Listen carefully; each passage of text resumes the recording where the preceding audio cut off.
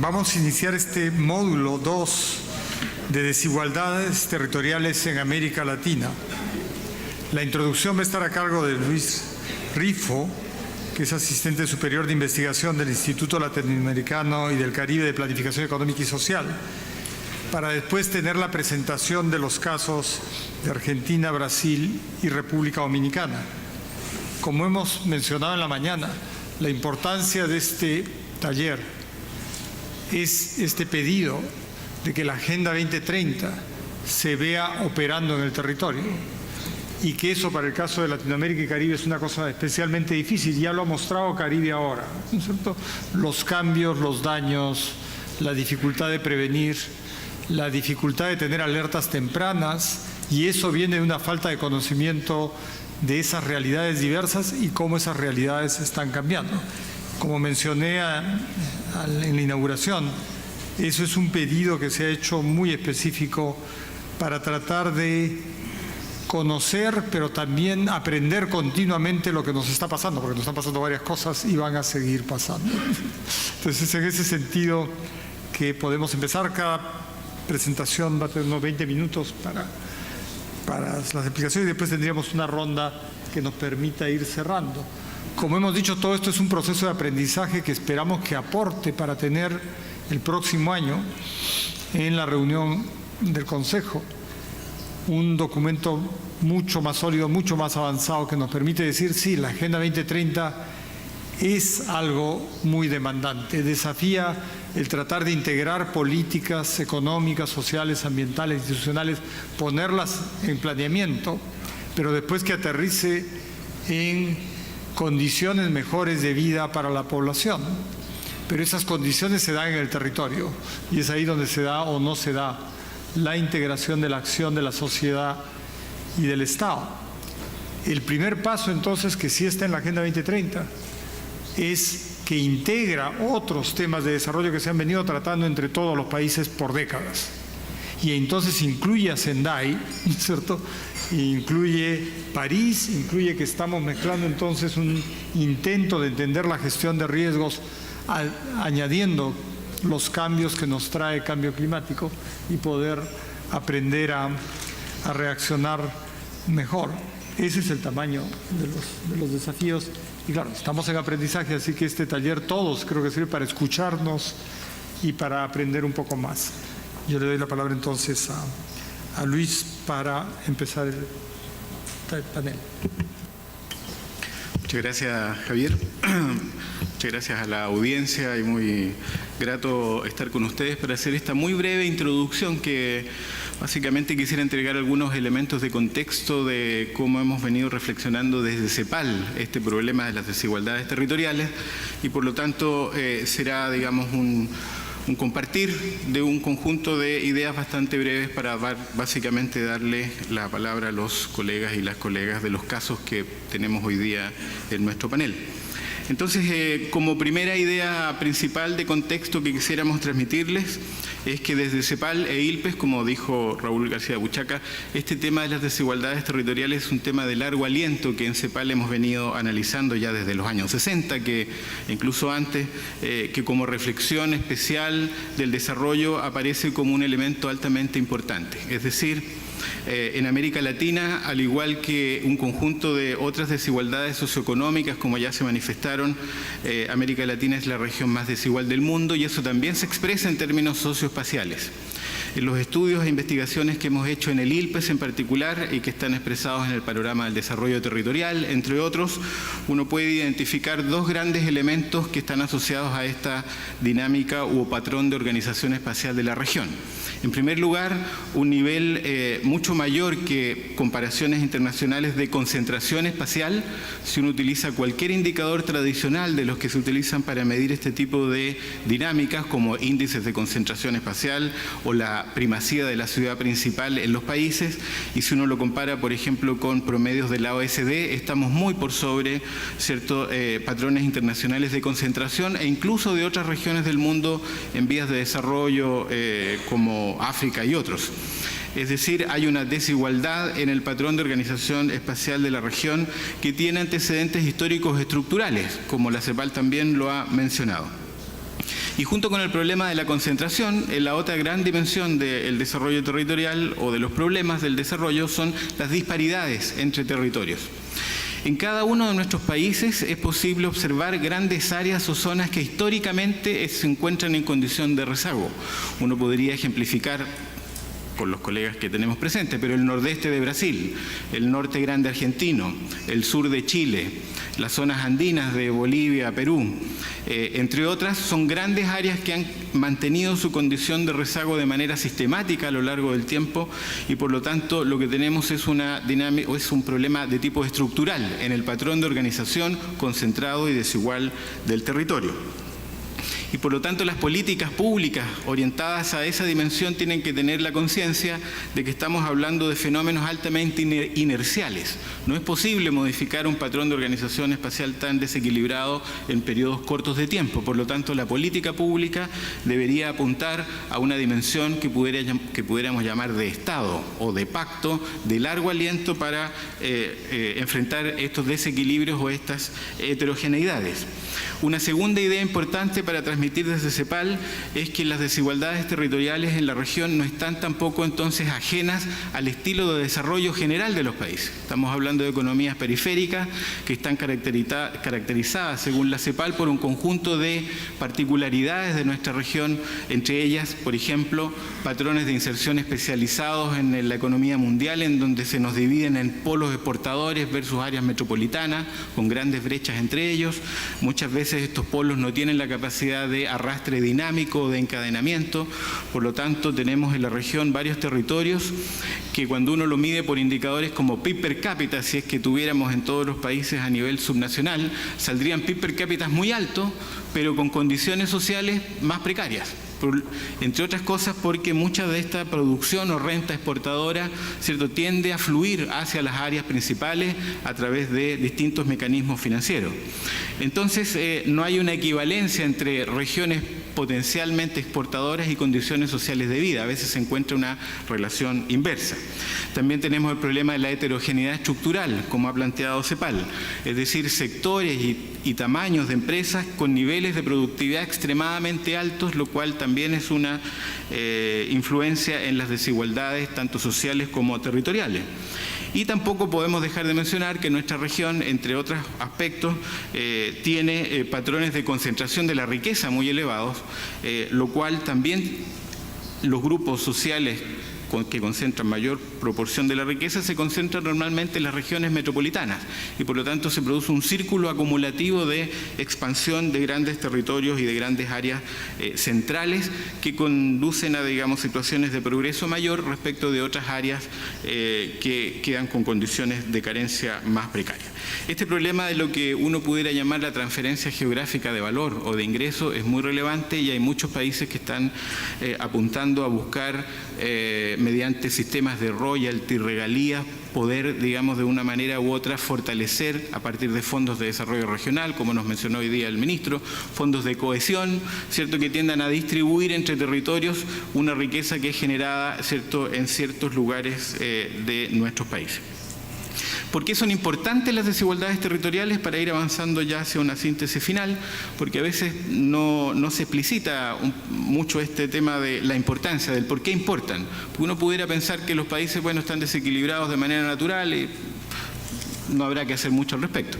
Pero hay varios aspectos que son importantes de destacar como efectos negativos de tener países altamente desequilibrados en lo espacial. En primer lugar, y se mencionó también aquí hace unos minutos, hay un tema de derechos ciudadanos. No porque personas vivan en distintos lugares del territorio no van a tener derechos ciudadanos, acceso a un conjunto de servicios básicos y calidad de vida. O sea, hay un tema de equidad, ¿cierto?, de igualdad territorial. Por otra parte, en algunos países de la región también tener territorios o países altamente desequilibrados puede generar problemas de integración nacional. O sea, problemas de distancia tan fuerte en algunos países que algunos territorios, ¿cierto?, o grupos ciudadanos de territorios puedan mantener una situación de distancia, ¿cierto?, de malestar y por lo tanto también el problema de la integración nacional territorial es un problema importante. Tener territorios muy desequilibrados también ocasiona pérdida de potencial económico, o sea, en el sentido de que tener grandes zonas y capital acumulado, capital humano, digamos, desaprovechado, entre comillas, también genera una pérdida de potencial que si tuviéramos un territorio un poco más equilibrado podríamos tener tal vez entonces condiciones de desarrollo mejores. Y por último también, ya se ha mencionado, tener territorios altamente desequilibrados genera impactos ambientales no menores. La concentración en grandes áreas metropolitanas, ¿cierto?, genera todos los problemas de contaminación, congestión y otro tipo de cosas que hemos visto. Por lo tanto, territorios más equilibrados también contribuirían eventualmente, ¿cierto?, a tener un desarrollo sostenible más en línea con lo que la Agenda 2030 nos plantea. Y como último punto, ya en materia de política pública que quisiéramos compartir con ustedes, es que en la última década, tal vez 10, 15, 20 años, los países han realizado muchos avances en materia de la medición, porque lo que normalmente ocurre en nuestros países es que las grandes operaciones estadísticas y los grandes institutos estadísticos, ¿cierto?, por condiciones de recursos y otras más, tienden a generar estadísticas continuas, ya sea sociales, económicas o de otro tipo, que adolecen en muchos casos de la desagregación territorial requerida para poder generar políticas más, ¿cierto?, focalizadas o más precisas. Ha habido muchos avances en la región en años recientes, sin embargo pensamos que se requiere ahí todavía un fortalecimiento de lo que pudiéramos llamar la institucionalidad de producción de estadísticas, de indicadores con desagregación territorial, y que ello requiere, entre otras cosas, una mayor integración entre las oficinas o institutos oficiales de estadísticas, pero también con todo el otro conjunto de instituciones que en los países generan estadísticas, registros administrativos, bancos centrales, universidades y otras instituciones que generan información en esta materia. Por lo tanto, como cierre, lo que quisiéramos plantear es que la medición, ¿cierto?, de temáticas de desarrollo territorial debería ser un esfuerzo de los países para avanzar, mejorar, precisar, ¿cierto?, para poder contar con una información más actual, más continua, ¿cierto?, y con mayor desagregación, y que de esa forma esos indicadores estadísticas mejorados pudieran alimentar de mejor forma a las políticas de desarrollo territorial.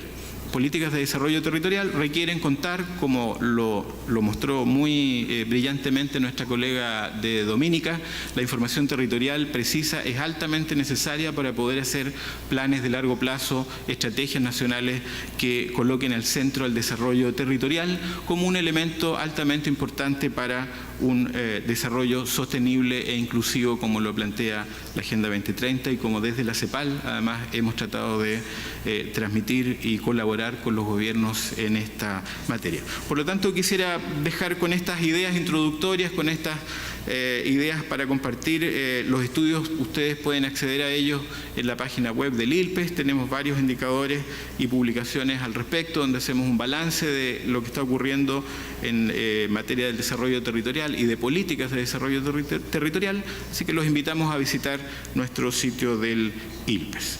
Y yo con eso, Javier, dejaría esta breve introducción para darle paso a nuestros colegas. Gracias, Luis. Y gracias por el tiempo. Entonces, voy a dar la palabra a Fernando Álvarez de Celis, que es actualmente el secretario de Planificación Territorial y Coordinación de Inversión Pública del Ministerio del Interior, Obras Públicas y Vivienda en la Argentina. Él es licenciado en Geografía de la Universidad Nacional de Buenos Aires, máster en Economía Urbana de la Universidad Torcuato Di Itela. Se ha desempeñado en el gobierno de la Ciudad de Buenos Aires en diversas funciones: director de planeamiento, coordinador de la Universidad del Sistema de Inteligencia Territorial, coordinador de relevamiento territorial en la Unidad de Sistemas de Información Geográfica de la Dirección General de Estadísticas y Censos. Entonces, le doy la palabra a Fernando. Hola, muy buenos días para todos. En primer lugar, al ministro de Economía y Planificación de República Dominicana, a su equipo, gracias por recibirnos, por brindarnos su casa y permitirnos estar aquí, a la gente de CEPAL también por permitirnos exponer y a todas las delegaciones que se encuentran presentes. Vamos a hacer una breve exposición sobre esto que estábamos hablando recién, sobre las desigualdades territoriales. Obviamente la Argentina, como todos los países de la región, tiene profundas desigualdades territoriales, así que vamos a ver un poco el proceso que estamos encarando de planificación en Argentina. Dicho esto, arranco mi presentación. En primer lugar, como todo, es un país muy extenso, 2.800.000 kilómetros cuadrados. Desde el punto de vista político también, 23 provincias que conforman los 40 millones de habitantes. Tenemos 512 partidos y 2.300 municipios. O sea, en la Argentina hay 2.300 municipios federales, cada uno es un país federal, así que tienen las provincias o sus gobernadores y sus intendentes municipales. Por supuesto, el segundo también una gran diversidad territorial y geográfica, desde subtropical hasta climas fríos, desde la cordillera hasta el mar, o sea que tenemos una gran diversidad también en lo que es lo geográfico y también la implicancia de su crecimiento territorial. Y el tercer mapa, el colorado, lo que muestra es también la gran diversidad económica que hay, una zona que se ve en color más oscuro, que es la Pampa Húmeda, una zona de mayor concentración económica, productiva e industrial, y un norte mucho menos desarrollado, lo mismo que es el sector sur, que es el sector patagónico de la Argentina, con una gran diversidad del PBI, como señalaban también el ministro en República Dominicana. También en Argentina hay distintas diversidades del PBI, el Producto Bruto Geográfico, entre sus distintos territorios. En lo que es infraestructura pública, inversión pública, también podemos mostrar una gran diversidad, y esto que bien señalaba recién el colega de la falta de información. Uno de los ejes fundamentales de la planificación es la generación de un sistema de información territorial que permita tener la mayor información para poder ver esta diversidad y esta falta de infraestructura. En la Argentina tenemos el 16% de hogares sin agua potable, pero cuando uno se va al norte de la Argentina estamos en casi un 40%, con lo cual ahí también tenemos una gran disparidad en los indicadores, y obviamente el territorio muestra, como se puede ver claramente aquí, que el norte argentino tiene los peores indicadores de servicios públicos, y también se puede ver que en las grandes ciudades hay manchones de falta de infraestructura física y de inversión pública. Esto que mostraba antes rápidamente, me pongo un poquito más aquí, grado de concentración de la actividad económica, lo que muestra que mientras las áreas son menos desarrolladas, tienen menos cantidad de actividad económicas, y mientras menos desarrollados están, también tienen menos cantidad de complejos productivos, con lo cual uno de los ejes, y estuvimos trabajando con la CEPAL en cuáles eran los limitantes del crecimiento de la infraestructura pública y la inversión pública para el desarrollo de estas áreas desiguales, y lo que construimos y construyó la CEPAL es un conjunto de indicadores que nos permite ver cuáles son los limitantes para poder crecer en estos territorios que estamos hablando en función de los complejos productivos. Dos conclusiones de ese informe, hubo muchas más, pero dos que me parece válidas contar aquí, es que hasta en las zonas más desiguales hay alguna actividad productiva que logra insertarse a la economía nacional, con lo cual ahí permite ver que siempre hay una actividad que tienen todo listo. Yo siempre cuento el caso de Tucumán, un área subdesarrollada del norte argentino, que exporta limones a Estados Unidos y que tiene toda la cadena del aeropuerto y demás funcionando. El aeropuerto de Tucumán funciona exportando limones 2 días a la semana, con lo cual tenemos una infraestructura que está 5 días ociosa. Bueno, también parte del trabajo que se hizo es ver en qué lugares tenemos, no siempre hay sobrante infraestructura, pero que tenemos infraestructura que permita generar no solamente la infraestructura, sino la actividad productiva que permita llenar esa infraestructura. O sea, y esto también no es menor a la hora de generar inversión pública, cuáles son las prioridades que permite, la priorización que permite que la infraestructura que desarrolle genere la mayor cantidad de impacto productivo en el territorio. Así que este trabajo sirvió para eso. Ahí lo que podemos ver son los limitantes productivos por complejo según región de la Argentina. Ejemplo, la carne bovina en el noroeste argentino tiene limitante de crecimiento, con lo cual ahí sí necesita nueva infraestructura. El forestal industrial, que está en última línea, tiene menos limitantes y más posibilidades para desarrollar, con lo cual también uno de los ejes del desarrollo estructural es cómo podemos generar un mayor desarrollo productivo apalancado por la inversión pública. Esto, por supuesto, de lo que es con producción, lo que tiene que ver con el desarrollo humano. Estamos siguiendo los indicadores, los objetivos de desarrollo sostenible de Hábitat 3. Ahí también lo estamos bajando a nivel ciudad y a nivel provincia. Todas las provincias argentinas han firmado el acta para poder ingresar a los ODS, con lo cual hay un monitoreo permanente de todas las provincias argentinas en los indicadores de ODS, y también estamos, obviamente, desde las áreas que nos toca a cada uno de los ministerios de la Argentina, haciendo cuál es el grado que tiene hoy la meta y el cumplimiento, ¿no?, de esa meta. O sea que hay un seguimiento muy importante a nivel país de los indicadores de ODS. Esto que se planteó también en alguna charla anterior, la planificación no es una área de planificación, sino que la planificación tiene que ver con un modelo de gestión.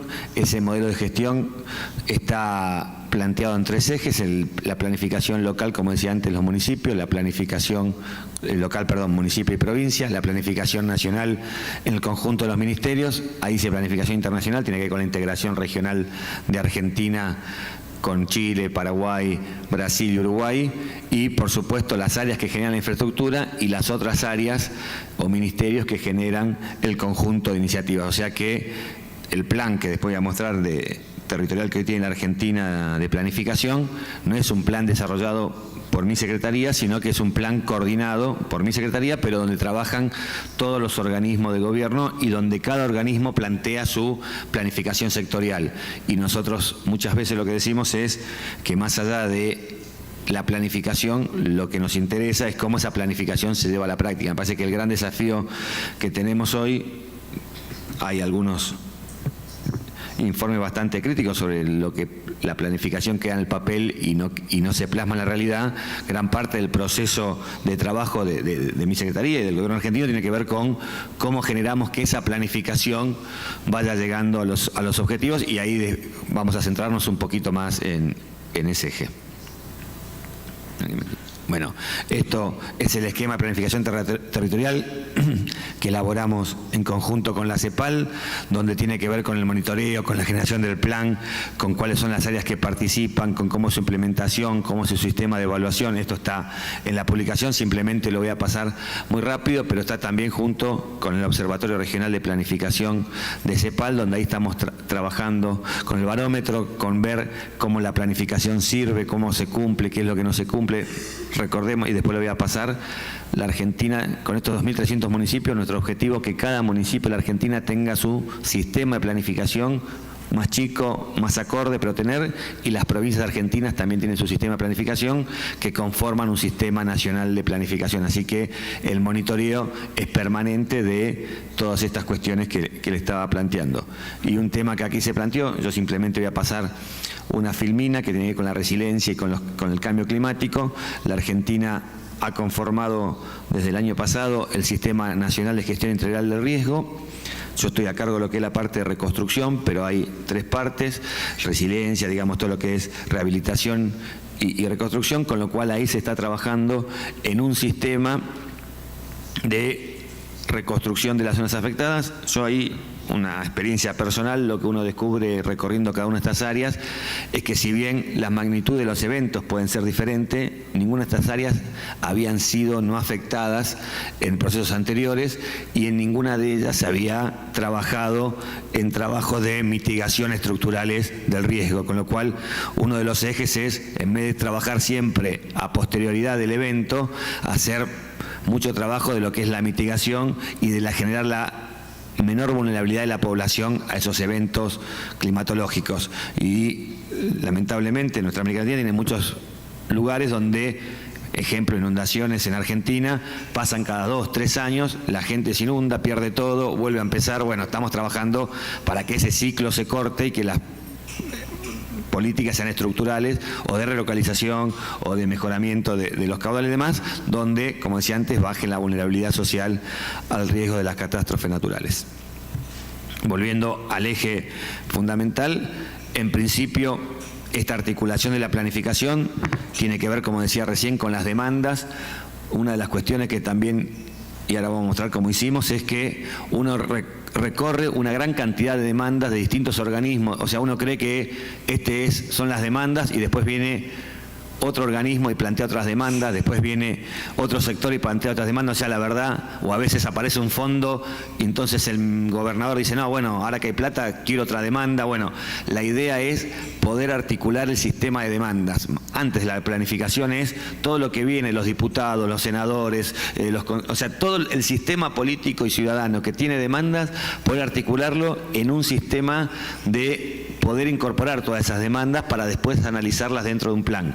Pero lo que hoy teníamos y lo que veíamos como una fuerte tensión a la hora de la generación de los programas y después de las obras, obviamente, que uno tiene que hacer, es que no estaba articulado el sistema de demandas con el sistema de planificación, proyecto y obra. Así que uno de los ejes fundamentales, y creo que en esto estamos siendo bastante exitosos, pero no exitoso porque a uno le va bien, sino porque hay una política pública donde las demandas no pueden llegar al proceso de obras si no pasan por todo el sistema metodológico de generación de planificación. ¿Se entiende? Digo, porque uno de los ejes es que muchas veces aparecen demandas por fuera del sistema de planificación. Es más, si uno es sincero y autocrítico, hay más demandas por fuera del sistema de planificación muchas veces que por dentro del sistema de planificación. El sistema de planificación parece que marcha por un lado, pero después la toma de decisiones muchas veces marcha por fuera de ese sistema. Tengo muchas anécdotas,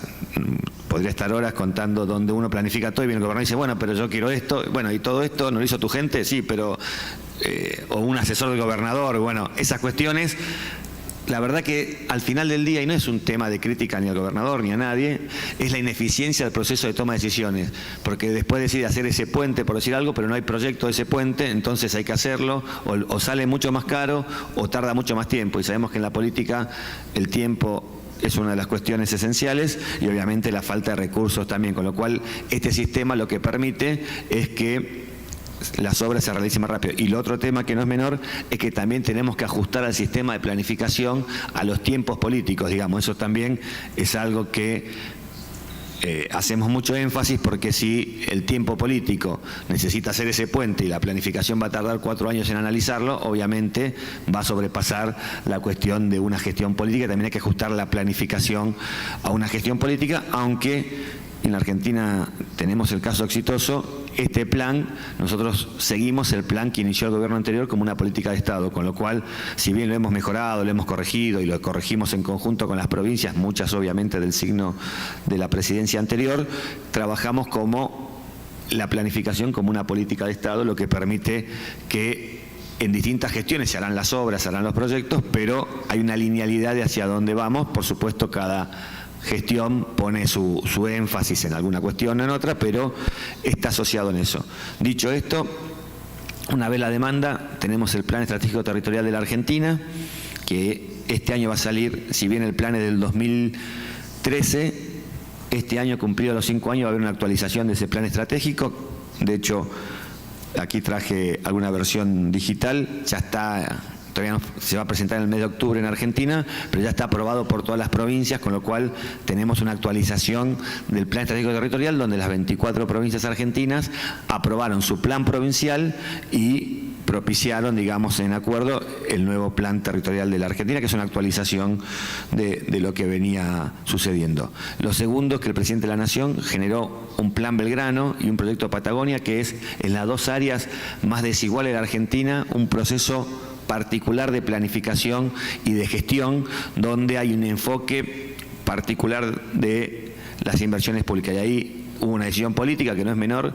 En el norte argentino, el área más desigual, se invertía el 20% de la inversión pública. La decisión presidencial es que ahí va el 40% de la inversión pública, con lo cual, como ahora vamos a mostrar el sistema de filtros para la toma de decisiones, uno tiene que sí o sí de su presupuesto, todas las áreas, el 40% invertirlo en las 10 provincias más pobres de la Argentina. Eso obviamente ha hecho que en los últimos 2 años la inversión pública en estas áreas de la Argentina, por supuesto, aumentara de manera notoria. Lo segundo, plan estratégico provincial, que lo estaba contando, es cada provincia argentina tiene la obligación de tener un plan estratégico provincial, con lo cual se lo tiene.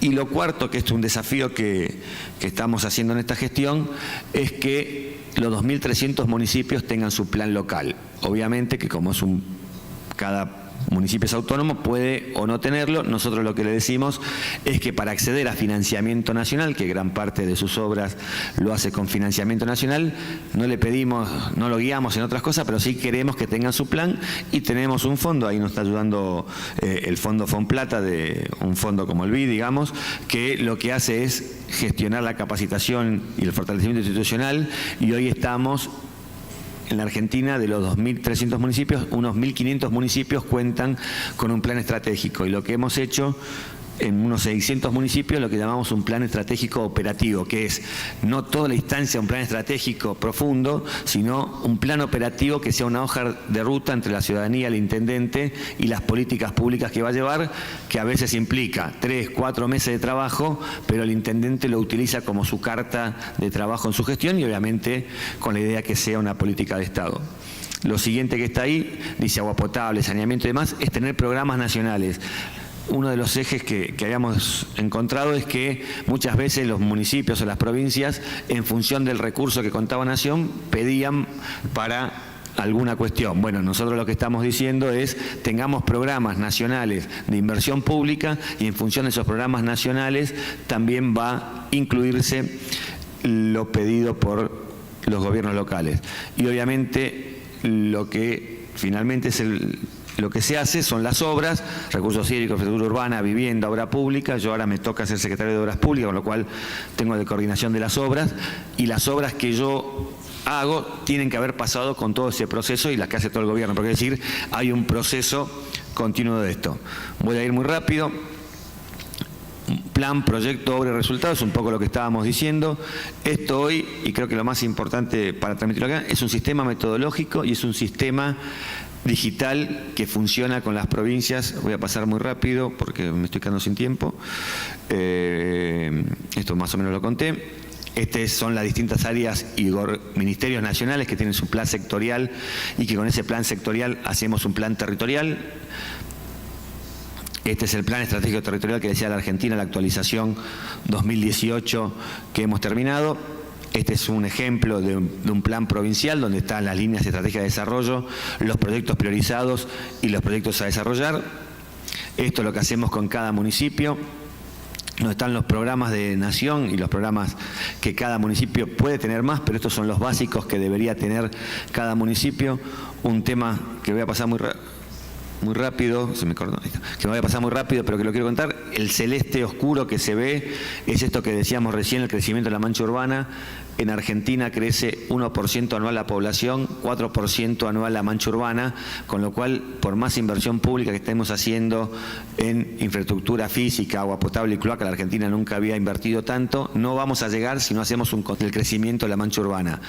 El control quiere decir que no crezca, quiere decir que crezca de manera planificada, donde el Estado, por un lado, nosotros estamos dando terrenos nacionales que están dentro de la mancha urbana para poder generar infraestructura y densificación, y por otro lado que el intendente haga crecer su ciudad para los lugares donde ya tiene infraestructura o donde se planificó la infraestructura, con lo cual un eje no menor es que los planes estratégicos municipales estén ligados a los planes de desarrollo de agua potable, de servicios públicos y demás, donde no siempre, lamentablemente, había esa conjunción. Así que muy importante para nosotros es el desarrollo de estos planes asociado a los servicios públicos. Esto que decía recién, el monitoreo permanente de cada municipio. Ahí estamos trabajando con la gente de ONU Habitat para que cada municipio de la Argentina que ingresa a nuestro sistema de planificación pueda contar con los indicadores de ODS actualizados y cómo va transformando en función de las políticas públicas que va haciendo. un tema, lo voy a pasar muy rápido, que estamos haciendo es en la red de fortalecimiento de la planificación, donde a cada municipio se le da soft y sistemas que tienen desde catastro hasta normativa urbana, equipamiento y demás, que permite que cada municipio, por pequeño que sea, pueda insertarse a este sistema, porque una de las cuestiones que nos planteaban es que no podían acceder por falta de capacidades locales. Bueno, uno de los ejes fundamentales es la capacitación local y que los propios personas y organismos locales puedan desarrollar este sistema de planificación. Y esto es quizás lo central que permite que todo eso que dije sea verdad, que es la plataforma de gestión de proyectos y obras públicas. Hoy tenemos los 1.500 planes municipales colgados en la web del Ministerio del Interior, con lo cual hacemos la recopilación de todos los planes y seguimos a través del barómetro de CEPAL si esos planes se cumplen, si no se cumplen, si están actualizados, o sea, cómo es la indicación de que esa planificación no sea solamente un papel que cumple el intendente, sino que sea una hoja de ruta de sus proyectos. Lo segundo es la cartera de proyectos. Hoy la cartera de proyectos en la web disponible para todos los ciudadanos del mundo, obviamente, porque puede entrar cualquiera, pero es para los de la Argentina específicamente, cuenta con 17.000 proyectos. O sea que hoy, si un municipio, una provincia quiere que la nación le financie un proyecto, tiene que subir el proyecto completo, con su presupuesto, con su estudio de impacto, todo está disponible en la web, todo es totalmente libre. Nosotros en la Argentina estamos hoy surcando no sé si un problema, pero una judicialización de las empresas y de los exfuncionarios del Estado con una gran cantidad de detenidos, con lo cual el sistema de corrupción es un tema que nos lleva y por suerte nos permite trabajar en esta cuestión de transparencia, con lo cual la transparencia es un eje fundamental hoy de las políticas públicas. Los 17.000 proyectos, de los 17.000 hay 5.000 que están finalizados, con lo cual toda la cocina de los proyectos está pública, o sea, cuando un funcionario pone cuánto sale una ruta, cuánto sale, está todo en la web, de ahí sale el proceso licitatorio y una vez que está en la obra pública, todo lo que yo firmo de pagos y demás, todo ciudadano lo puede ver, o sea, del proceso de la planificación que se toma la decisión hasta todo el proyecto, la priorización del proyecto, que no es un tema menor, y acá vuelvo un pasito para atrás, discúlpenme, pero no quiero olvidarme, cuando hacemos, paso muy rápido, pero no me quiero olvidar esto. Nosotros con los municipios hacemos todos estos planes, acá falta agua, acá falta un centro cívico, acá falta esto, acá falta la ruta, bueno, hacemos todo esto. Obviamente cuando uno hace la cuenta, no se puede hacer todo en el día 1, o sea que un eje fundamental de la planificación es la priorización. Bueno, primero acá, segundo acá, tercero acá, y poder priorizar en función del desarrollo económico y también del desarrollo humano, cuáles son los principales programas que necesito hacer. Así que también la ciudadanía puede ver en el sistema web cuáles son las priorizaciones de ese municipio. Esto es un repaso muy chiquito. Tenemos más de 20.000 capas colgadas de información territorial para que todo ciudadano, un visor de capas de información. Nosotros tenemos la IDE de Argentina, IDERA, Infraestructura de Datos Espaciales, que permite que toda la información geográfica disponible, hoy está con gobierno abierto totalmente disponible, con lo cual los intendentes, que muchas veces decían no tengo información, hoy la pueden bajar de acá, los capacitamos y demás, y cuentan con información, y hoy a través de la información que ellos generan también la están subiendo a este web. Esto es lo que habla de los proyectos. Aquí simplemente traje un ejemplo donde, no sé ni qué ejemplo es, Centro de Salud, Viviendas Asistidas, usuarios de los servicios de salud mental, 144 viviendas que estamos haciendo, donde está todo el proyecto digitalizado, lo estamos haciendo con BIM, también un tema que en otros países de América Latina estamos trabajando, Chile, Brasil y México por ahora, pero podría ser mucho más, que es un sistema de información de la obra pública desde el punto de vista de lo que era antes un AutoCAD, pero hoy es una modelización de 3D que permite que toda la obra pública esté diseñada antes de hacerse, con lo cual baja unos costos entre un 30 y un 50% la obra pública, un dato no menor, que es la realización de mejores proyectos, baja muchísimo los gastos de obra pública y sobre todo los gastos no deseados o no computabilizados antes de empezar la obra. Nosotros cuando accedimos al gobierno, la auditoría del gobierno anterior nos daba que por cada peso licitado la obra pública salía 6 pesos. Bueno, hoy entre cada peso licitado está saliendo 2,50, que es mucho. Estamos tratando de bajar a que de cada uno sea 1,5 aproximadamente, que es el desvío estándar que tienen los países desarrollados de la obra pública. Esto es lo que les contaba de las obras. Todas las obras se pueden monitorear por internet. Acá están algunas y algunos ejemplos. Y esto lo traía como novedad, que lo aprobó una resolución que firmó el ministro hace 3 meses, que es el Observatorio Federal Urbano, que es el observatorio a partir de ahora, con un decreto presidencial, con una resolución del ministro, que permite trabajar con los organismos gubernamentales y los no gubernamentales en toda la información territorial desde el punto de vista, digamos, legal, que tengan en el monitoreo de todas las obras y políticas públicas que hagamos y el crecimiento de las ciudades acá. Y cierro con esto, el caso de la ciudad de Corrientes, esto que hablamos de los desequilibrios y demás, lo que uno puede ver acá es los altos desequilibrios que hay, el PBG del municipio, la cantidad de empleos que tiene, y lo que uno puede ver es, bueno, ¿qué debe hacer para poder cambiar esto? O sea, ¿cuánto es el empleo hoy? ¿Cuánta población ocupada tiene? ¿Cuánto debería tener? O sea, hoy el PBG de la ciudad de Corrientes, en el norte argentino, es de 3.700 pesos por habitantes, y para hacer el promedio de la Argentina debe ser 14.000 pesos por habitante. Bueno, esa es la diferencia que tiene hoy. ¿Cómo trabajar? Hay turismo, gastronomía, plan del hábitat y demás. ¿Cuáles son los programas que permitirían llegar a ese nivel de desarrollo que estamos tendiendo a tener? Así que bueno, este es el trabajo que estamos haciendo. La verdad que agradezco que hayan prestado atención en esta ponencia. Hay mucho por hacer. Hemos aprendido también mucho de los trabajos de otros países cuando venimos a estas presentaciones, así que a disposición y bueno, y seguir trabajando en este proceso de integración y de buenas prácticas entre los países miembros de CEPAL. Muchas gracias.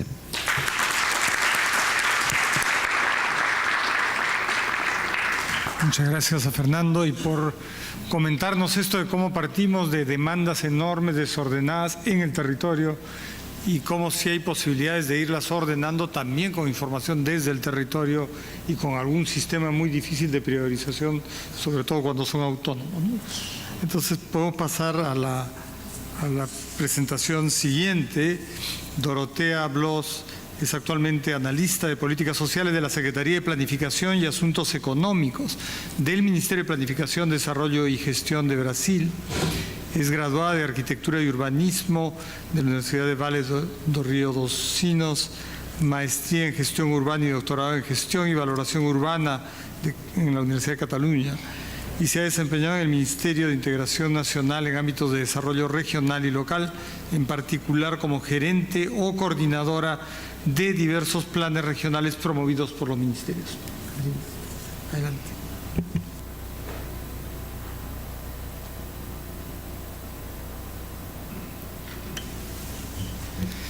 Buenos días, senhoras e senhores. Em primeiro lugar, me gostaria agradecer a invitação de ILPES para nossa participação neste seminário, que tem o tema de la territorialização de los ODS como foco. Estamos em Brasil em momento de discussão no âmbito da Casa Civil da Presidência da República com os ministérios de Integração Nacional, de Planificação e de Finanças, de uma segunda fase da Política Nacional de Desenvolvimento Regional.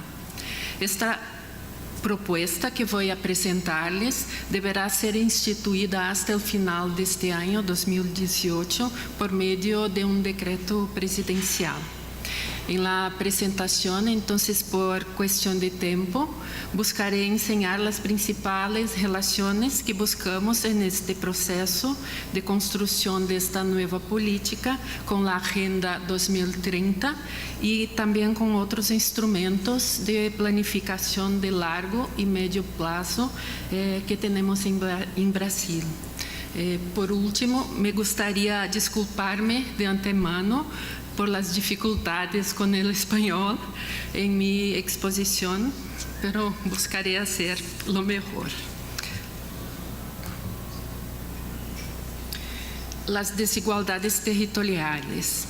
En los mapas que miden el desarrollo humano en Brasil, se puede destacar una trayectoria de mejoría de estos índices ocurrida em especial no período 2000-2010, em consequência das políticas econômicas e sociais deste período.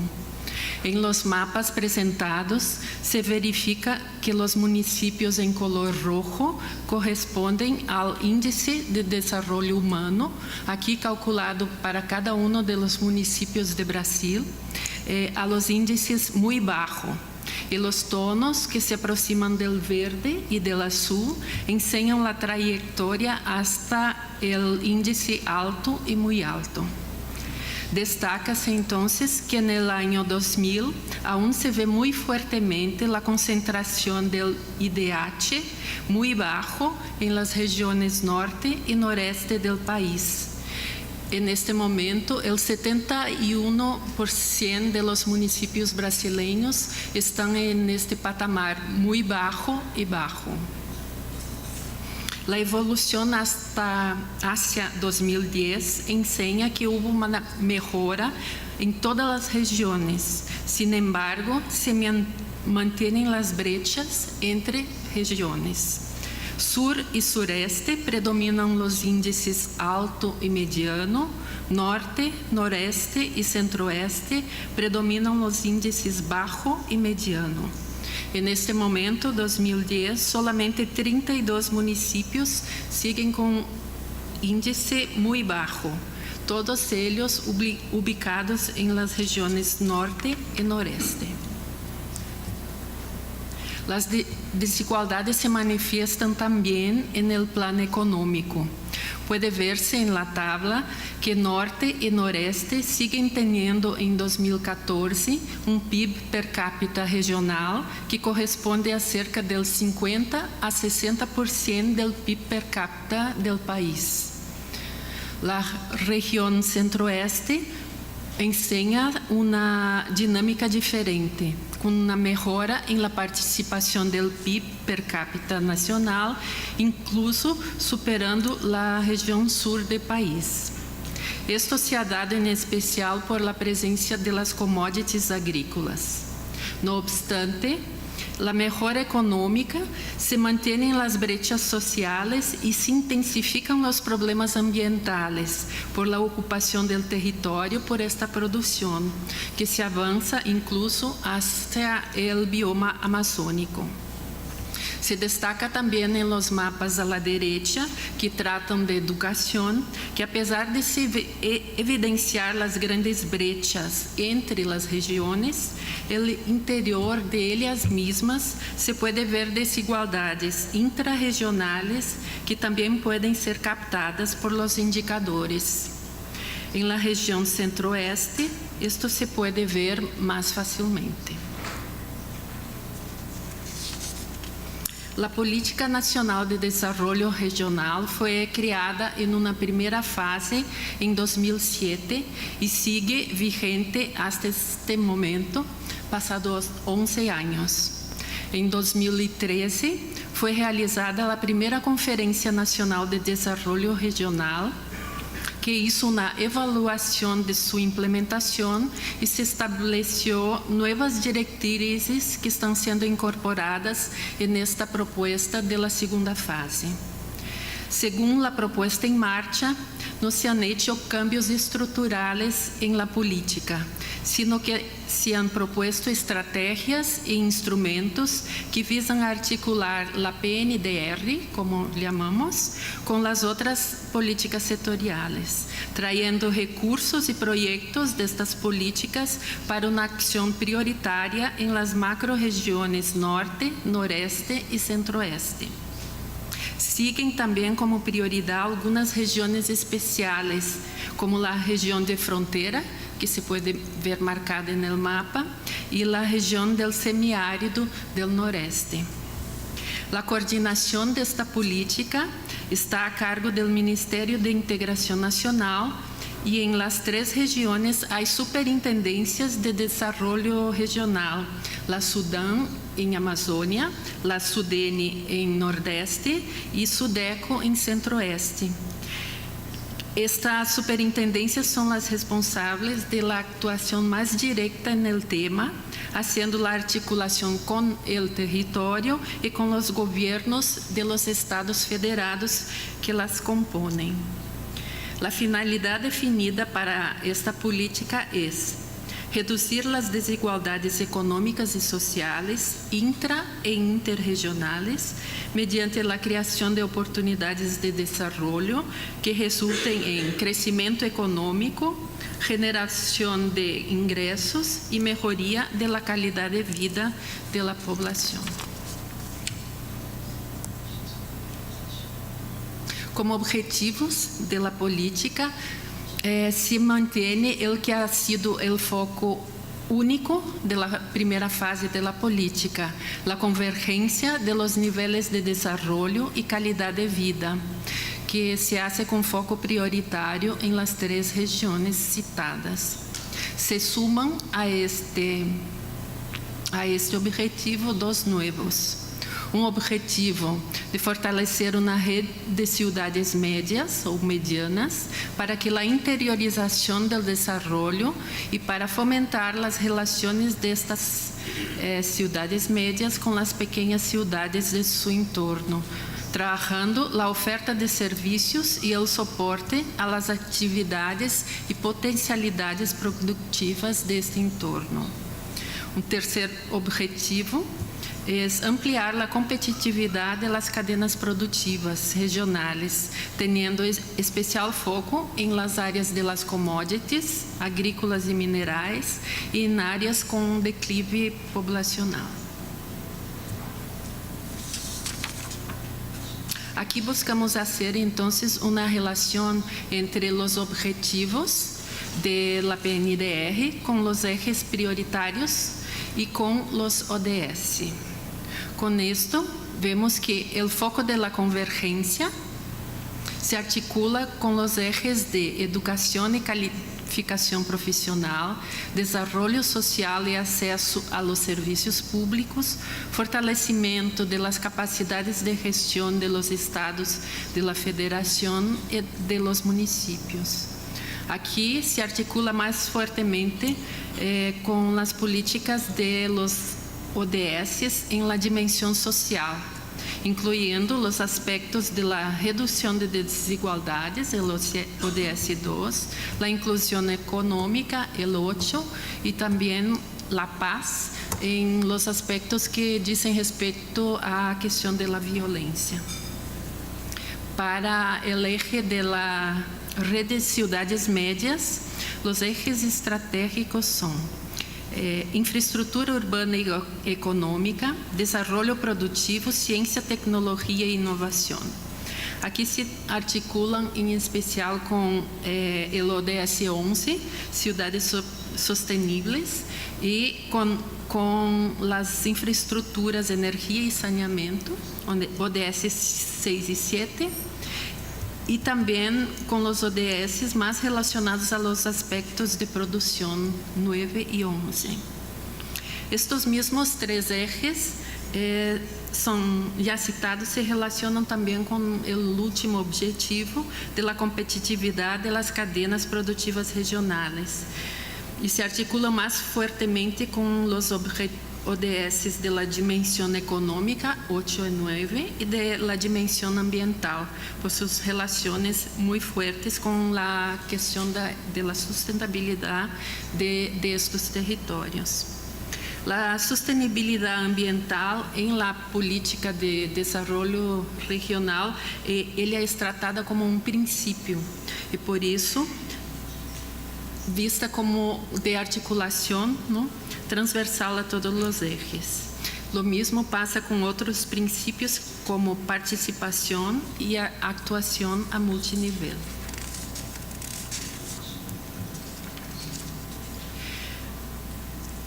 Para poner en práctica lo que es la política, la institución de la Cámara de Integración Nacional y Desarrollo Regional como un espacio de articulación de las políticas del gobierno federal es el elemento clave de esta propuesta.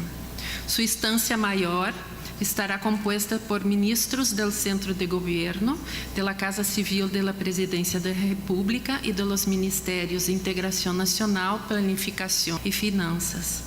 A este nivel se establecerán las grandes orientaciones y los pactos de política. En un segundo nivel, más operacional, está el comité ejecutivo, donde se va a promover de una forma más concreta la articulación de los programas federales, basados en los ejes estratégicos que ya hablamos y teniendo planes macro-regionales como los instrumentos de captación de las demandas regionales. A este nivel participan también las superintendencias regionais Sudán, Sudene y Sudeco. Al nivel de los grupos temáticos o grupos de trabajo, los ministerios sectoriales participarán, permitiendo una mayor integración de sus programas, que componen el plan plurianual de mediano plazo, lo que llamamos PPA. Espera-se com isto uma maior regionalização de metas e indicadores, ampliando a visão e actuação regional de los ministérios sectoriales. Cabe destacar que em 2019 van a ocurrir las oficinas de elaboración del nuevo plan, del nuevo PPA, que tendrá vigencia en el periodo 2020-2023 y se espera ampliar la visión territorial en este plan.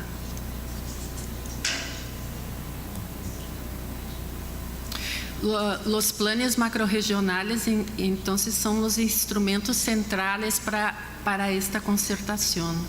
Por eso, la producción de información y conocimiento sobre las regiones esenciales es esencial para embasar y cualificar estos planes.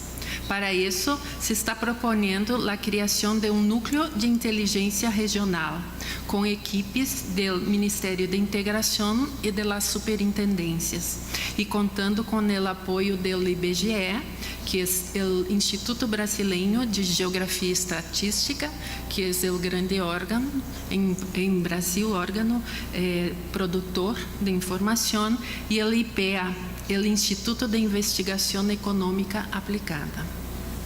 Será também com base nestes planos que se aplicarão os recursos de la política, que são os fondos de desenvolvimento regional, e se harão as articulações para a implementação de las políticas setoriales de los gobiernos por meio de la Câmara e também por meio de pactos de metas. Además, estes planos também vão a dialogar com outros instrumentos de planificação de largo e mediano plazo, de los quais le voy a hablar muy rapidamente.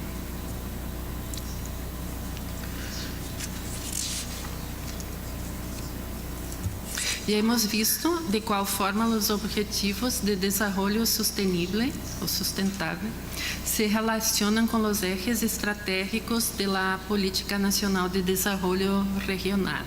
Cabe destacar aún os avanços importantes que Brasil ha logrado em la implementação da Agenda 2030. Em primeiro lugar, destaca-se a criação em 2016 da Comissão Nacional para os Objetivos do Desenvolvimento Sustentável, CNODES, como uma instância de natureza consultiva e paritária, onde se encontra a representação de governo a los tres niveles e de la sociedade civil. Em 2017, foi aprovado por el Pleno de la CNODES plano de acção para o período 2017-2019 com os seguintes ejes: gestão e governança da comissão, disseminação da agenda, internalização, territorialização e seguimento e monitoreo.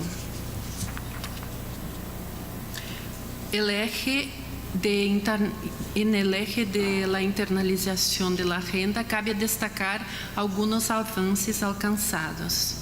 Una primera aproximación entre los ODS y las políticas públicas en implementación se ha hecho por medio de un mapeo de la relación entre las metas ODS, de las 169 metas, con los atributos del PPA, de los 54 programas que lo componen. Esse processo ocorreu por meio de oficinas com a participação de 29 ministérios sectoriais e de outros órgãos federais, fomentando uma primeira articulação muito ampla de todo o governo federal sobre o tema. Como resultado, se identificou que Brasil já tinha um conjunto importante de políticas públicas em sintonia com os ODS, visto que o 95% das metas ODS encontravam relação com políticas públicas e programas já em execução. Em la figura abaixo se identifica o número de programas relacionados a cada um de los ODS. Em ações consecutivas estão aún em implementação os processos de adequação das metas da realidade brasileira e de proposição de los indicadores nacionais em sintonia com os internacionais, com processos participativos também por meio de oficinas e a coordenação técnica de IPEA e IBGE.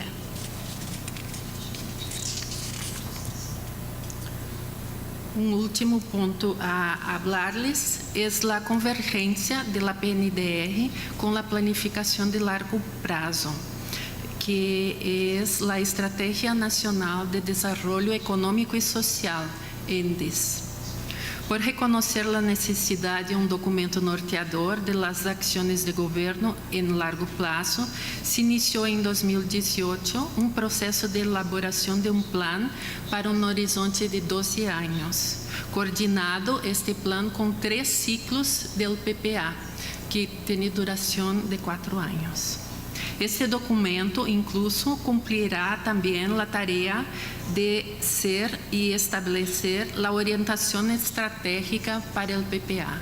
Com isto, tendremos a continuidade do processo de planificação de médio prazo a partir desse instrumento. Este processo está em marcha, não, da elaboração do plano de la ENDES, onde foi dada ao Ministério da Planificação a tarefa de elaborar, em conjunto com IPEA e IBGE, um documento preliminar que estabelece diretrizes, desafios e orientações organizados com base em 5 ejes: econômico, institucional, infraestrutura, ambiental e social. Este documento encontra-se aún em uma fase de consulta pública e as contribuições que vão venir tanto do governo quanto da sociedade vão compor o documento técnico final, que será oferecido ao novo governo eleito ou elegido no processo de transição do mandato presidencial. Temos neste ano, não, eleições em Brasil. Então, este é todo um trabalho de organização, não, para oferecer ao novo governo planos em continuidade. Então, vou destacar solo que o tema do desenvolvimento regional entonces é tratado em la ENDES de uma forma transversal em los 5 ejes por meio de orientações.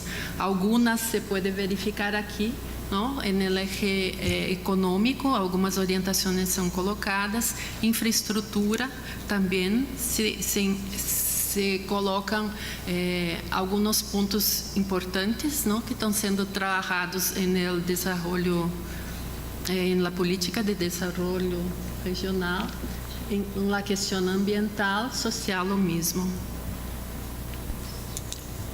Então, para finalizar, por fim, em esta figura se busca ensinar como se pode orientar e harmonizar dentro de um tema específico, com o enfoque regional, a coordenação de los vários planos que temos em vários níveis. O tema em questão é a generação de energia eólica como fonte renovável em la matriz energética de Brasil.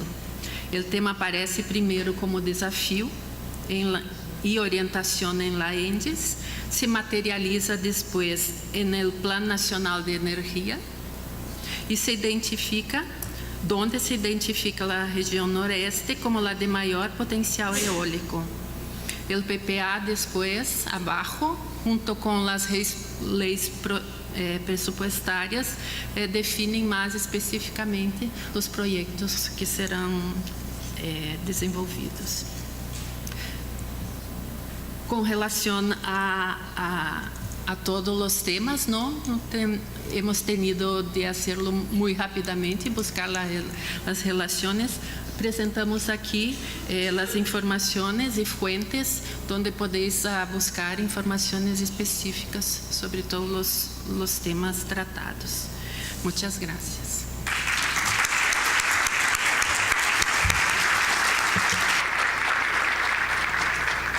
Muchas gracias a Dorotea Blos. Claro, como siempre nos va a quedar montones de páginas, como nos hablaban de Argentina también, a las que los equipos tendrían que entrar, probar y ver qué cosas nos sirven a cada uno. Y creo que es un trabajo pendiente, apoyado también por ILPES y por CEPAL, para poder usar esa enorme cantidad de información, de experiencias que tenemos en todos lados. Nos ha comentado también estas enormes, ya solo el hecho de pasar a consulta pública un documento tan complejo y tener cambio de gobierno después para tratar de estabilizarlo. A pesar que felizmente en la mayor parte de los casos no es que hemos estado en cualquier lado, ¿no es cierto? La Agenda 2030, que también ha sido producida por nuestros países, tiene elementos que ya estaban, entonces no estamos partiendo de cero, pero de todas maneras al ponerlo territorial aparecen las diferencias que ya se mencionaron, las de frontera y los otros temas. Y esos son el tamaño de desafíos y de enorme trabajo en equipo requerido. Con eso entonces puedo pasar a la presentación de Miguel Hernández, actualmente director de Inversión Pública del Ministerio de Economía, Planificación y Desarrollo de la República Dominicana.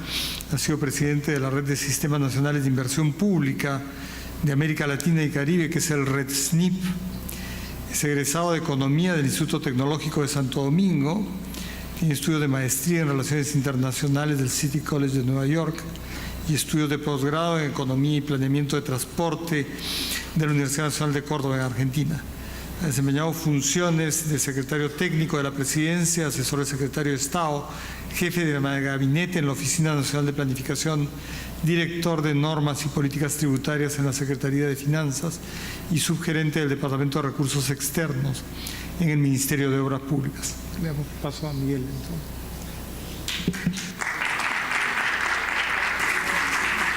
Buenos días. Entonces me toca en esta oportunidad presentar el caso de República Dominicana.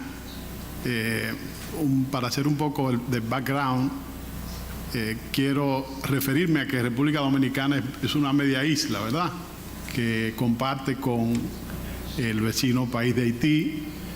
Tenemos algunos 48.000 kilómetros cuadrados en sentido general, es decir, que no nos parecemos en esa materia ni a Argentina ni a Brasil, que son los colegas que están en la mesa.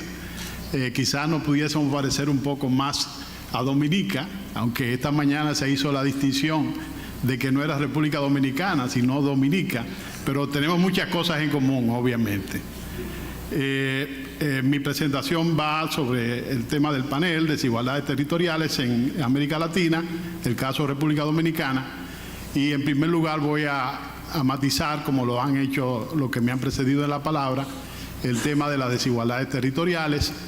En segundo lugar, voy a hablar de algo que sí nos destaca, que es que en República Dominicana contamos con una institucionalidad y un marco de políticas para atender lo que son los desafíos del desarrollo, y posteriormente voy a dar una mirada desde uno de esos instrumentos que es el que me corresponde como director de inversión pública, lo que es el Sistema Nacional de Inversión Pública, cómo está el sistema estructurado y de qué manera persigue esos desafíos en el marco de lo que es la agenda global de desarrollo sostenible y de lo que es ese proyecto de nación que es la Estrategia Nacional de Desarrollo. En ese sentido, entonces, moviéndome al tema de lo que es el tema de las desigualdades, nosotros, República Dominicana, somos un país vulnerable. Muchas veces nosotros tenemos un poeta nacional, su nombre es Pedro Mir, y habla de que hay un país en el mundo y que ese país está situado en el mismo trayecto del Sol. Es muy interesante esto porque eso nos da mucha ventaja con relación a otros países. Pero también tenemos que pensar que cuando vemos gráficas como esta, la que tenemos acá, también estamos precisamente situados en la ruta o en el mismo camino de los huracanes. Y en eso tenemos cosas que compartir con los amigos de Martinica y las otras islas del Caribe, como Jamaica, que estuvieron esta mañana en el panel anterior, de que la mayor parte de los huracanes pasan por nuestro territorio. Es una gran amenaza, o pasan por el centro, como ustedes pueden ver ahí, en algunos casos huracanes terribles como San Zenón en el año 30, David y Federico, que fueron los dos uno detrás del otro, que pasaron por el centro del país y que causaron daños extraordinarios, y así como otros tantos como George en el 98, etcétera, etcétera.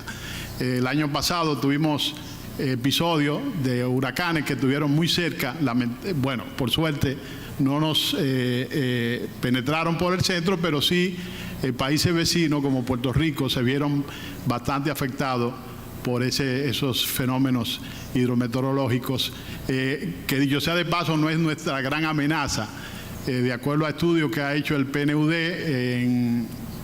sobre el tema, nuestra gran amenaza son las inundaciones, producto de fenómenos hidrometeorológicos relacionados con abundancia de lluvias. Es decir, que el clima es un enemigo implacable de la República Dominicana y ese es un tema del que somos vulnerables. Por lo tanto, en materia de lo que son las políticas públicas, ese es un gran desafío que tiene el país que enfrentar definitivamente. Otra de las vulnerabilidades es que por mucho tiempo nosotros empezamos el tema de la planificación con toda América Latina a principios de los 60, pero de golpe y porrazo, producto de situaciones específicas de la República Dominicana, dejamos de seguir ese camino. Tuvimos un golpe de Estado en el año 63 al primer gobierno democrático después de una fuerte dictadura y además de eso tuvimos una guerra civil y bueno, nuestras instituciones por mucho tiempo continuaron siendo débiles, especialmente las instituciones públicas sectoriales. Nosotros tuvimos una ley de planificación en el año 65, pero esa ley nunca se reglamentó hasta el año 2000, 35 años después. Por lo tanto, la planificación fue una materia olvidada por muchos años y ese lastre se ha traducido en la debilidad de nuestras instituciones. Y eso obviamente, cuando miramos el tema de lo que son nuestras regiones, nuestro territorio, nos damos cuenta de que hay un conjunto de carencias, desafíos importantes que el país tiene que atender. Además, la globalización ha sido un fenómeno que obviamente también nos ha dado muy fuerte, sobre todo en lo que tiene que ver con el tema de la pobreza y otros desafíos que están relacionados con ese proceso de globalización que se inició a principios de los 80 y que en República Dominicana tuvo una expresión muy concreta en un tiempo, en un momento específico de la historia, que fue en el año 2003, donde nos vimos afectados por una gran crisis macroeconómica que, de acuerdo a mediciones que hizo el Programa de las Naciones Unidas para el Desarrollo, lanzó desde la clase media alrededor de 1.5 millones de dominicanos que pasaron a formar parte de la clase pobre. Entonces, ese es un gran desafío que tiene el país de cara a atender ese gran problema que es la pobreza en todas sus dimensiones. A partir del año 2003 y de ese gran fenómeno, el país tuvo que repensar su modelo de gestión pública y obviamente tuvimos que tomar decisiones. Y a partir de ahí nace lo que hemos denominado ese marco ese nuevo marco institucional y de políticas públicas que rigen la República Dominicana y que obviamente tiene su expresión en los instrumentos de la planificación. A eso me voy a referir en lo inmediato. El 2006 marcó una fecha histórica porque se aprobó un conjunto de leyes que afectaban todas las esferas de la vida nacional, empezando por una ley de planificación que estableció un sistema nacional de planificación e inversión pública. Es decir, a partir de ese momento, el desarrollo nacional iba a ser dirigido desde la planificación, algo del cual nos olvidamos en todo ese periodo del año 65 hasta el año 2000. Entonces, básicamente, los instrumentos que se aprobaron en esas leyes fue un marco de leyes que algunos le llaman Big Bang, ¿verdad? Porque fue un conjunto de leyes que se establecieron y que afectaran todas las esferas de la gestión pública nacional. La primera ley fue la ley de planificación e inversión pública. Bueno, no fue la primera ley, fue la tercera, porque la primera ley fue la ley de crédito público, que puso un tope, una normativa, una reglamentación a lo que era el endeudamiento público, tanto interno como externo. Pero la ley que no se aplicó por alrededor de 35 años, que fue la ley de planificación, fue replanteada y aprobada como ley, la ley 49806, en ese año 2006, y establecía que debían crearse instrumentos de planificación. El primer instrumento de la planificación, el más importante, es lo que se ha denominado el Proyecto País o la Estrategia Nacional de Desarrollo, que obviamente es la visión país, qué es lo que nuestro país quiere de cara al año 2030. Y qué coincidencia, porque la agenda mundial precisamente se ha establecido en función de los Objetivos de Desarrollo Sostenible, que también miran al año 2030, y ahí encontramos una coincidencia importante, porque muchos de esos 17 Objetivos de Desarrollo Sostenible tienen su coincidencia con lo que son los objetivos y ejes de la Estrategia Nacional de Desarrollo. Esa Estrategia Nacional de Desarrollo, que es una ley y tiene que ser seguida no solamente por el Estado, sino también por toda la sociedad dominicana, establece 4 ejes. Un primer eje que está orientado a reforzar la institucionalidad pública y nacional, es decir, reforzar las instituciones. Un segundo eje, que es la apuesta quizás más importante de todas, porque va en línea a atender ese conjunto de necesidades que vimos anteriormente y de limitaciones que tiene nuestro vulnerable país, y es el eje de cohesión social, que obviamente tiene una gran apuesta en materia territorial, que es la definición de un fondo de cohesión territorial que busca atender esas regiones que han sido olvidadas de manera histórica y que busca proveer a esos municipios más pobres a que puedan formular y ejecutar proyectos de inversión pública para atender a sus necesidades específicas.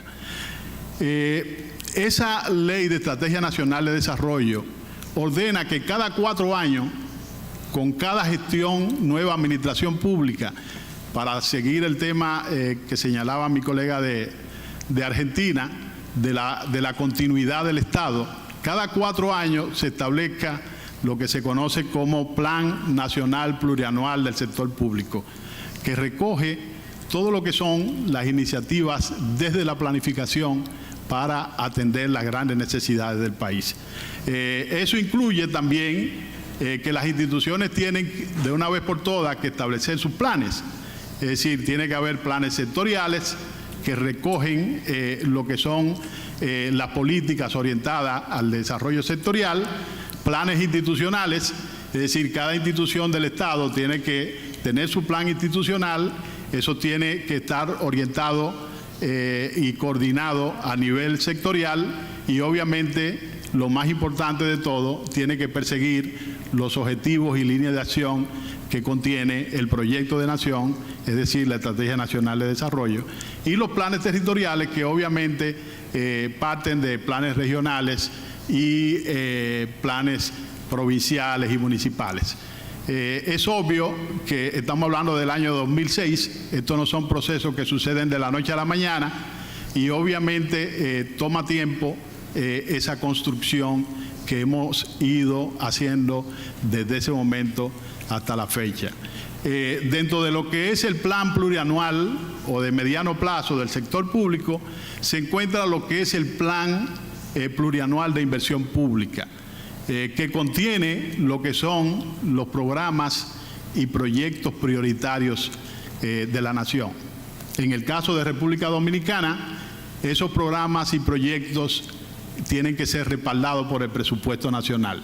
Es decir, el presupuesto nacional, en el caso de República Dominicana, ningún proyecto puede entrar si no es autorizado por el órgano rector de la planificación, es decir, por ese ministro que está acá el día de hoy, que nos honra con su presencia, que es el jefe de lo que se conoce como Sistema Nacional de Inversión Pública.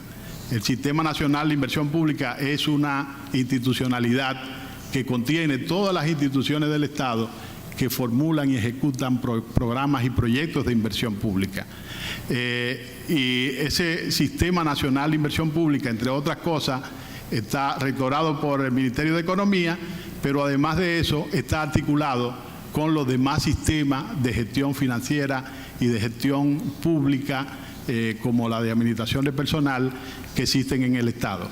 Es decir, hay una articulación intersistémica entre los dos sistemas que no permite que acciones que no tienen la rigurosidad que demanda el Sistema Nacional de Inversión Pública puedan colarse en el presupuesto.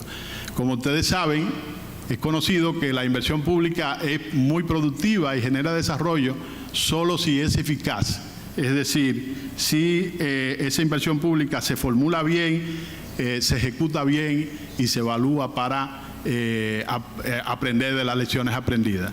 Entonces, obviamente, organismos tales como el Fondo Monetario han resaltado lo que es la importancia de la inversión pública para empujar las agendas de desarrollo, tanto nacional como mundial. ¿Por qué razón? Porque apoya la prestación de servicios públicos a través de la provisión de infraestructura, también porque puede servir, bueno, como escuelas, hospitales, etcétera, también puede servir como catalizador importante del crecimiento económico a través de permitir que se incremente en un fenómeno que se llama crowding in, lo que es la inversión privada, que apalanque la inversión privada.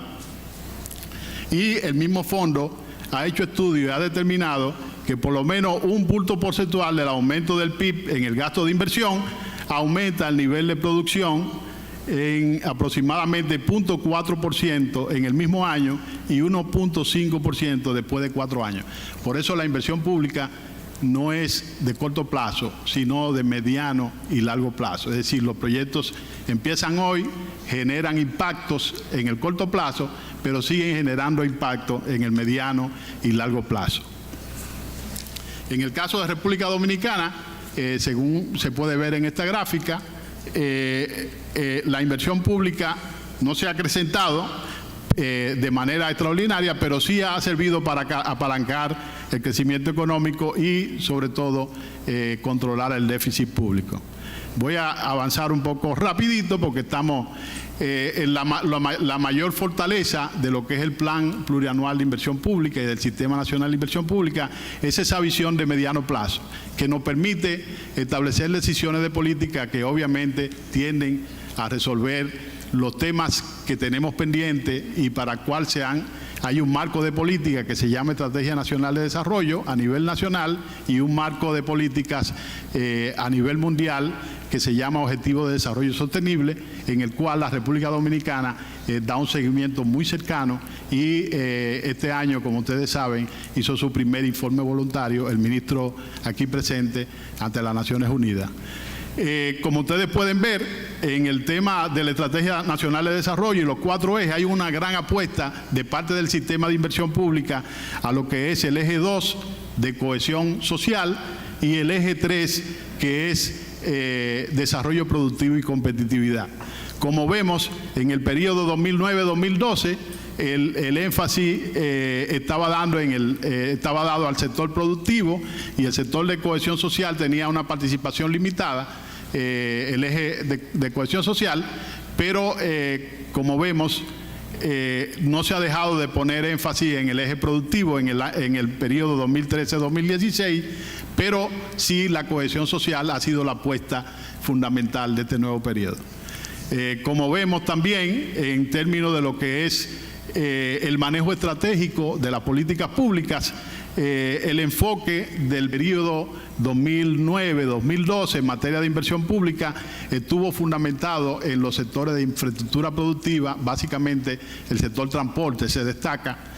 Como vemos en el periodo 2013-2016, eso ha cambiado y vemos que la educación ha sido el pilar fundamental, el transporte, la energía, la vivienda, salud, riego y otras funciones. Pero básicamente esas 3 funciones han sido fundamentales, esos 3 sectores estratégicos en el destino de la inversión pública. Como vemos, ahí se ve más claro el cambio desde el sector transporte en el 2012 se redujo la inversión en ese sector, pero se mantuvo. En el sector de educación, fíjense cómo se incrementa a partir del año 2013 hasta el presente. Cabe destacar ahí un gran programa de construcción y reconstrucción de infraestructura escolar que prácticamente va a atender una deuda histórica del país con ese sector a través de aumentar el margen que se destina del gasto público de un 2 a un 4% del Producto Interno Bruto, que en principio ha ido orientado a la creación, a la generación de infraestructura pública. También el sector salud, vemos que el incremento ha sido importante. Hay un programa nacional de construcción y reconstrucción de hospitales en todas las provincias, que está haciendo un cambio importante en la provisión de los servicios de salud. También en el tema energético, nosotros teníamos problemas serios, históricos, y el Estado ha decidido hacer una inversión importante para reducir la dependencia en esa materia. También en el tema de lo que es la ordenación de aguas residuales, vemos que la inversión ha sido importantísima. No voy a entrar en más detalles en el tema de lo que es la parte sectorial, solamente me voy a referir a algunos proyectos porque no tenemos mucho tiempo. Dominicana Limpia es un proyecto que busca fortalecer las capacidades de lo que son los gobiernos locales, la mayoría de los gobiernos locales, para gestionar de manera integral los residuos sólidos. Eso es un gran problema en la República Dominicana, sobre todo en nuestros municipios, y con este proyecto se busca eliminar esos botaderos a cielo abierto, construir destinos supranacionales, es decir, que estén ubicados en puntos estratégicos y que permitan abordar varias municipalidades a la vez para el tema de la gestión de los residuos sólidos, y estaciones de transferencia para manejar más efectivamente ese tema. Otro proyecto que es importante resaltar es el proyecto de inclusión productiva y resiliencia para las familias rurales pobres, que tiene apoyo del organismo FIDA, que busca precisamente crear resiliencia en los sectores más pobres de la nación a través de intervenciones concretas. Y este proyecto promete afectar alrededor de 15.000 familias, unos 57.000 habitantes de las regiones pobres, y obviamente tener una incidencia directa en lo que es la reducción de la pobreza. No puedo dejar de mencionar lo que es el programa de edificaciones escolares, que es un programa a nivel nacional y que ha provisto al país de una infraestructura escolar necesaria para promover mayor educación formal precisamente a las familias más pobres de la nación. Eso mismo se está haciendo también en el ámbito ambiental, con un conjunto de proyectos como que buscan atender la gestión integral de cuencas hidrográficas para atender problemas tan claves como son los problemas de reforestación y de la provisión de agua de manera regular.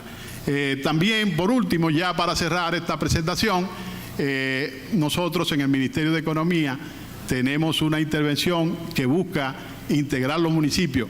No somos ni como Brasil ni como Argentina, que son naciones muy descentralizadas, ¿verdad? Nosotros somos un Estado unitario, pero la estrategia nos manda a que descentralicemos y a que integremos los gobiernos locales. Primero, la cohesión la cohesión territorial dentro de las políticas públicas como un mandato, y después a que le demos mayor participación y que creemos capacidades en las entidades sectoriales. A través de este programa se han favorecido alrededor de 52 municipales a nivel nacional que pueden ya formular, presentar y ejecutar proyectos de inversión pública y que pueden hacer una planificación municipal de su inversión pública. Muchas gracias.